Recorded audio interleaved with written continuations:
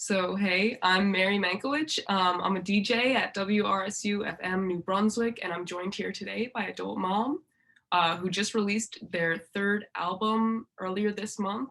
It's called Driver on Epitaph Records. It's available for streaming on Apple Music, Spotify, and most other platforms. So, welcome. Hello. um, how are you? Doing good. Doing good. How are you? I'm chilling. Good right now. So, origins of driver. So, I heard that you got your license, I guess, around 22, I think. Yeah, Um, well, I was 21 out my senior year of college. Yeah. Gotcha. hmm And I heard that like you really kind of enjoyed that experience and that kind of helped lead to the naming of the album. Yeah, for sure. I mean, I feel like I don't know. Because I got my license later in life, like there was such a wait, around like getting it and driving and that whole thing. And I grew up in the suburbs, and so like I feel like when you're a teenager and you get your license, it's like this whole, coming of age like catharsis thing. And I just like I never got to experience it. Mhm. And I always just kind of played it off like whatever, who cares? Like I don't need my license. It's fine. And then once I got it, it was like, oh, now I get why this is such like a metaphor of freedom, like teenage freedom, because yeah, if you don't like where you are, you can just go. And that's huge. It's huge. Yeah. Yeah, no, I totally get that because I feel like when I got mine, it was like I'm from like kind of a small suburb, so it was like showed me that the world's a lot bigger than just your hometown. Exactly. Or even like, for me at least, because I was kind of stuck in my hometown, but like, you know, you get to like experience your hometown in a new way if once you have the keys and you're driving around it, like you have this, or like I had more of like a sense of control. Definitely. Yeah. I also heard you mention, I don't know if it's in an interview but you mentioned that kind of not long after you got your license, you were in an accident. And I was just hmm curious how that may have influenced the album. Yeah. I mean, it's kind of like what I was talking about with like the whole freedom thing. And, there's this like wonderful element of having your license. But then, yeah, I got into this like car accident where like a truck swiped me on the highway, and it was like terrible and scary, and like totaled my car and all this stuff. And, it was traumatizing. Like I couldn't drive for a really long time again after that. Um, so yeah, it's like that was an inspiration, you know. And it's just like I just feel like funny talking about it now in this way of in terms of like the metaphors of those two of those two events, because it's like, yeah, those were that was happening in my life, but I obviously wasn't thinking about those experiences like metaphorically, and them connecting in that way. Um, so God really said, here.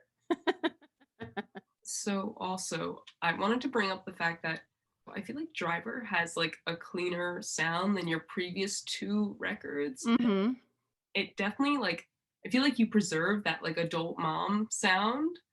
Um while like you tried out some new things, and I was hmm kind of curious about the differences in recording Driver as compared to your previous two. Yeah. Well, the last two records, we, you know, it's like, I guess I'm not really allowed to talk about it, but I don't care anymore. We like recorded them at Purchase College when we were students.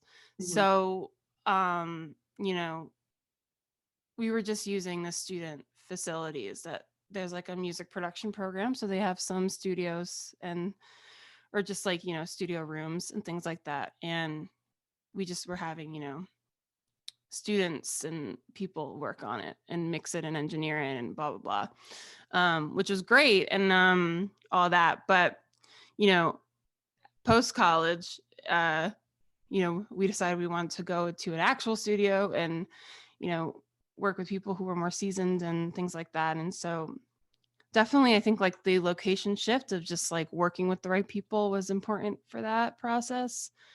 from like making it cleaner sounding and those types of things. But also like this time around, I was co-producing for the first time. I was producing for the first time. So I was really focused on, you know, what we were going to pepper into the songs, like what we were going to add, what instruments we were going to add. I was very fixated on using certain instruments like slide guitar and 808s and things like that. So I think there was just like a lot more intentionality this time around, like a lot more planning, a lot more thinking about the recording process itself. So yeah.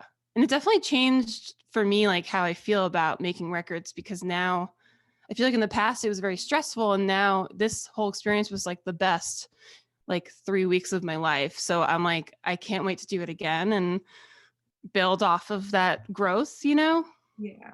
Yeah. Great. And I know you mentioned that a lot of it was kind of written a while ago. Yeah. I And mean, the record was done in 2019. yeah, Yeah.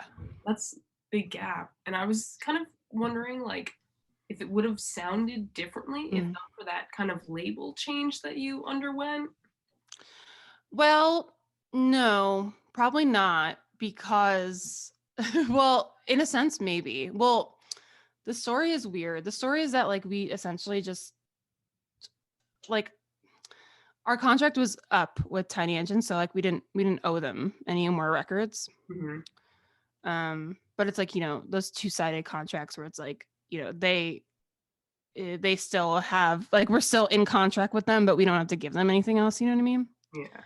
Anyway, after I kind of like broke up with them and told them I'm not doing the next record with them, Epitaph wasn't in the picture yet. And so we just saved a bunch of money and saved like me and Liv together, like saved like a couple $1,000s to record, like just from the shows that we were doing, like, and the college shows we were doing. Big ups to college shows. And like, but anyway, so we essentially, made and produced this record with Kyle, just with ourselves and no other outside creative input. And then it was mixed and mastered by September 2019, I want to say. And then it was pressed to vinyl before Epitaph was even in the picture. So it's kind of like they came in and it was like done. So, they really didn't have, neither of the labels really had any impact besides money. I get you. I mean, that was a big change for you. I know that was like, because when Yeah. you release the statements and stuff about it, and it was a rough thing. But I mean, I'm glad that I'm in a better spot now. I know. Like, thank God. So I was also gonna mention, so on Driver, what would you say is kind of a track, if there is one that's like closest to your heart or like most personal? I know it's hard to pick a lot of times, but I don't know. I think that's hard. I mean, I feel like right now I'm really I listened to the album the other day and I was like, all right, let's see what the fuss is about. Let's get into this guy, because it is kind of, for me, a hard record to listen to, just because, I mean, like I said, it was done in 2019, and that whole era of my life is, encapsulated into that album, and it's like not a period of time that I like to think about and look back on, as one could probably tell from the lyrics. But Frost, like the last song, is definitely has more of like a hopeful, message. And that was the last song that I wrote for the record. It was written like a week before we went into the studio. And it was just kind of a kismet thing, because I'm just like, I just like, I was laughing the other day about it, because like the song is about, getting over your trauma, and kind of, for me, just like getting over myself, just being like, if you want to be happy and be with someone, you just have to fucking do it. Like, don't stop being, Yeah. so careful about your feelings, and things like that. And uh I think like the last lyric is like, no one can let me out but myself, like, you know, saying like literally like, just pick up the phone, look on Tinder, man, like you can do it. um and like, funnily enough, I ended up falling in love with my drummer and best friend who's like in our band and I've known for like 6 years, like right under my nose type of thing, you know. um but it's kind of like kismet in that way, or, you know, makes sense because, you know, once you kind of just like set that intention and open yourself up, like it arrives type thing. Yeah. But yeah, I've been really vibing to that song, I think, as a prequel to my love story, if you will. I mean, it's a great closer, Thank you. especially its message. So Yeah. And my nephew's at the end of it, and I love his little baby voice. So I was gonna say also, so with the pandemic and everything, I mean, obviously Driver was finished pre-pandemic.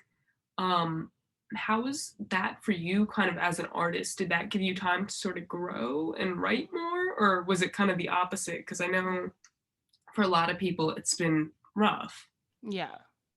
I mean, I really think right now I'm coming back around. Like, I feel like I'm kind of writing like a madman. Um, but that's just, you know, I feel like any artist can maybe relate to that. Like, once you start getting validation about your writing, you're like, cool, I can do this actually. Let's go. But yeah, like there's a lot of imposter syndrome, especially the first half of quarantine. Like, I've couldn't write a lyric at all, like a head empty, like, because I just feel like the way that, I mean, many of us have been coping, but I've been coping is just like head empty. Like, I can't think about what's happening right now. Like, and on top of that, there's nothing going on, you know? So, like, what is there to write about? And it's like, I do not want to write about the pandemic, you know? I don't want to remember this time in that way. But I think, yeah, now it's coming back around to actually being able to write. But I feel like that's the pandemic allowed, I think, a writer's block moment to happen for me in a way that felt actually like comfortable, if that makes sense. Mhm. Because it's like, I feel like I'm always so hard on myself when I can't write. And then it's just like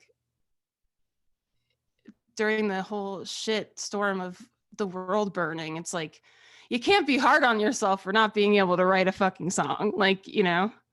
That's, I think it was comforting to like a lot of people because it's kind of like we were all just in it together, and it's what was anyone else doing? I feel like Yeah, definitely. Like, I feel like at the beginning, like, especially when we all thought it was going to just be like a month or two, like, I think that there's that relief for me too. Especially, I feel like, and I know this, like, a lot of other people who have anxiety and depression, like, I feel like a lot of my other friends who already had depression, like pre-pandemic, were like, I feel kind of like I was prepared for this, you know? But then it just got worse, so that didn't stay. it's like there were those 2 weeks that I was like, oh, like break from life. Like There was like 2 weeks where I was like, whoa, everyone feels like how I usually always feel. That's so interesting. It was like comforting in a way. I definitely feel that. Um, so you were talking about like Liv and some of the other musicians that you perform with a lot. Mm-hmm. Um, so I know you're usually considered like a solo act. So I was curious about kind of the roster of musicians that you usually perform with. How did you meet all of them, and have they changed over time, or? Yeah. There's been a like, sorry, I'm burping. There's been like definitely like a cast of rotating characters throughout the years. I think, well, you know, the original lineup, and if I go through every single person, it's like going to take me 20, 30 minutes. But the original lineup was just people that I knew in college. Mhm. And then our original drummer quit. And then I needed to find a drummer, and I didn't want to work with a boy. And then my friend pointed Liv out to me, and that's how we became closer and friends. And that was in college.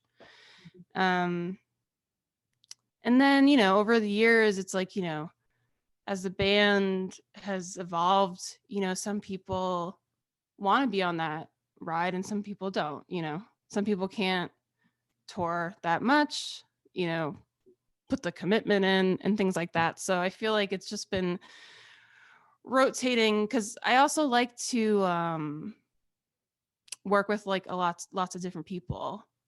But I'm really glad that Liv is like the heartbeat, literally the drummer, but like the person that, has more or less been there almost the whole time, you know? Mhm. And then Allegra, who's also been here for a couple years now and who's great. And they have their own music and they're fucking incredible. And then we have Emma Whitmer, who plays bass and keys, and she's a monster. And she has her own band, Goblin Jr. And then Lily Mastrogemas plays guitar with us too sometimes, and she also is incredible and has a band called Long Neck. So yeah, just like, I like having the set couple people. And then, if someone can't do a show, can't do a tour, we just, ask somebody else who's been in the band before to come. Good like system. a like bassist on call, Definitely sounds like a good system. Yeah. So have you like considered like cementing the lineup or like not really? Like do you just kind of like having that freedom to sort of do what you've been doing? Yeah, I feel like it's cemented enough for me with like Allegra and Liv. Hmm. And I like that. But it also feels like although like Emma and Lily don't always play with us and these people don't always play with us, like uh they are I do feel that they are my bandmates and like so and I actually it's like kind of nice because it feels more like a family type of thing. It's like, it's all good. You can't do a show. Like, you're not kicked out of the band. Like, we're just going to have a fill in or vice versa. And I think that's nice. Yeah, definitely seems like kind of a comfortable like Mm. system as compared to Yeah. some of the other stricter bands out there. Yeah. We're laid back here at Adult Mom HQ. Just kidding. I'm a freak. No, well, a little bit. So, I mean, riding off of that, so you spoke about in the past, I think it was on like BBC last week or something, Mm, um, Natalie Imbruglia's mm. Torn. Oof. What a And song. you were talking about how kind of as a kid, you were like kind of transfixed by like her ability to like be so vulnerable in her song. Yeah. So I was kind of thinking that was fitting because you're very kind of open with your lyrics, Mm-hmm. and I think that's drawn a whole lot of people to you. Um, so I was kind of curious if that's come naturally to you Mm. or what. I don't know. I think, I feel like the music I've always been drawn to is that way. With Natalie and Bruglia, I mean, yeah, I was like so transfixed because like the first time I ever heard a woman like talk about her feelings that way or even talk about like a man that way Mhm. and things like that. And I've always been, I was like an emo kid and obsessed, with, and then I was obsessed with like, I had a hippie phase, obsessed with, like Joni Mitchell and Bob Dylan. So it's just like the singer songwriter has always been like important to me. And I always feel like I'm like the best music is when the people are vulnerable and you relate to it, And especially I feel like that was like cemented super hard in me in high school from like being a Taylor Swift fan. Like she was so unapologetic about writing about her real life, that I was like, that's cool. So I think that it just kind of metamorphosed from just those inspirations. Makes sense. But do you think you're like an open person kind of in your regular life, like Mm. kind of aside from being a musician and an artist? Yeah, definitely. Yeah. Hmm. I mean, I think right now I'm trying to, especially in things like this, because I am that person. I just like, if someone wants to talk to me about something, I will just tell them about it. Because I'm like, who cares? Whatever. But I'm like trying to learn boundaries because I think that sometimes, when you're super vulnerable or when you're super open, like people can misconstrue that as you not having boundaries yourself, and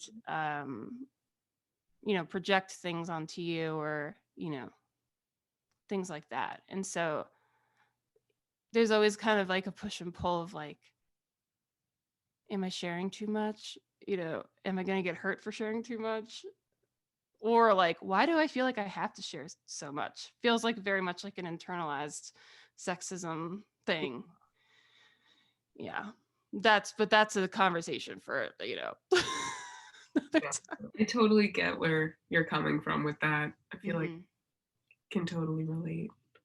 Um, and so I know that you've said that your name as an artist, Adult Mom, kind of came from you being like the mom of your friend group. Mhm. Is there any like particular reason why it was like Adult Mom? Well, it's like that was a thing, and so I was like looking for like a band name when I started. I was like fucking 18 years old. So I just like, and at that time I was like, it can just be anything. And I, didn't think anyone was going to listen to it. But so like my friend Taylor, she had a Tumblr URL that was literally adultmom.tumblr.com. Mhm. And I thought it was so funny. And I was like, well, I kind of relate to that. And I just asked her if I could use it for my project. And like, I think we just like, it's so funny. I like want to reach out to her because I'm like, isn't that funny that like almost 10 years ago, like I just like stole your Tumblr URL and now it's my band name. And my last question is what else can we expect from you in the future? Like Mm. maybe the next year or so, any new releases, any new endeavors? Probably. You'll probably get something. We're going to be working this summer. So I assume something will come out next year. Totally. Sounds awesome. So thank you so much for joining us. I so Yeah, of appreciate course. talking to you. You too. It's been great. So Yay. It's nice to meet you. nice to meet you too. Well, have a good day.